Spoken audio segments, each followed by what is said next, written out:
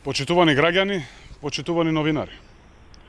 Колку што се срамни и антидржавни изјавите на Христијан Мицкоски, толку е голем шамарот од Макрон токму упатен до Христијан Мицкоски.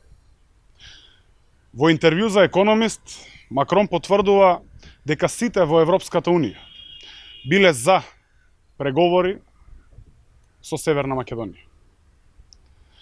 Целиот западен демократски свет порача дека Северна Македонија сторила се, а одлагањето на датумот било историска грешка. Дури Емануел Макрон вчера во интервју порача дека сите земји членки биле сложни да ги започнеме преговорите со Европската Унија. Само Мицкоски и ВМРО-ДПМН останаа да се радуваат на историската грешка на Унијата.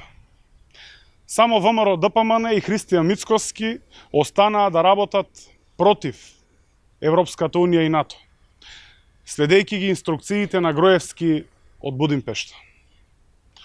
Тоа, почитувани граѓани, е понудата на ВМРО-ДПМН и Христијан Мицкоски.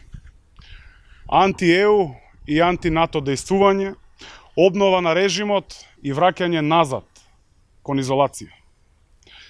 Со таквата понуда можат да се надеваат само на убедлив пораз на изборите на 12 април.